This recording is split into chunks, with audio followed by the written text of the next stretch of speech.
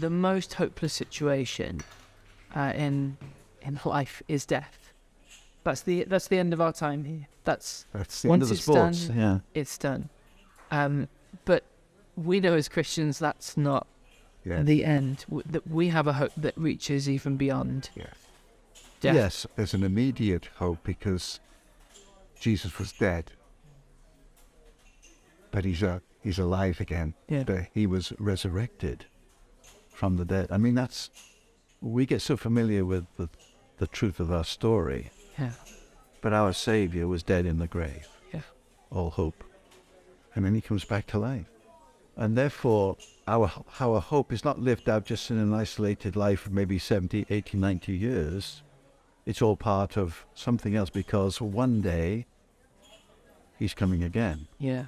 That's what Paul says in Titus. He says, in chapter 2, we're waiting for the blessed hope. Yes. Our ultimate hope is this, the glorious appearing of our great God and Savior, Jesus Christ. So the hope that beyond our hopes is that he's coming again. Yeah. And for the early church, if we read the book of Acts, the message of the early church wasn't just that Jesus of Nazareth had died. Yeah. Their message was, he died, he rose again from the dead, he's now ruling and reigning in heaven, and one day he's coming again. Yeah.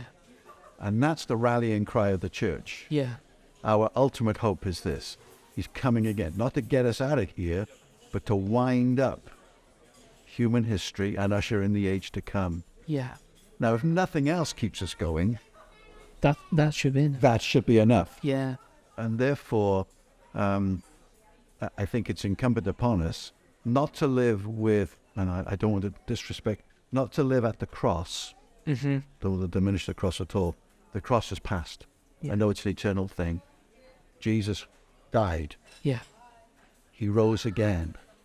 But he's alive now. Yeah. And he's coming again. So our focus is not just looking back our songs and our prayers and our salvation. We're not just living it back here. Yeah.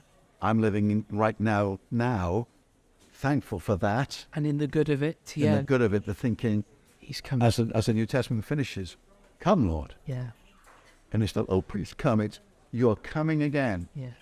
And those are the big things that keep us going. That's our great hope. Yeah. It really is. And that's really big for, particularly, I don't know if you could just say the Western church, but for the global church today, because so much of our let's use the proper word, eschatological thinking. Ooh, nice word. Well, eschatology is based around, God's got a rescue mission. He's going to get us out of here. The church is on the decline. The world is almost like, give up, the world ain't going to get any better. It's all downhill from here. But you think, a good friend of yours and a big speaker and prophet in our movement said that Paul's eschatology could be summed up in one word: hope.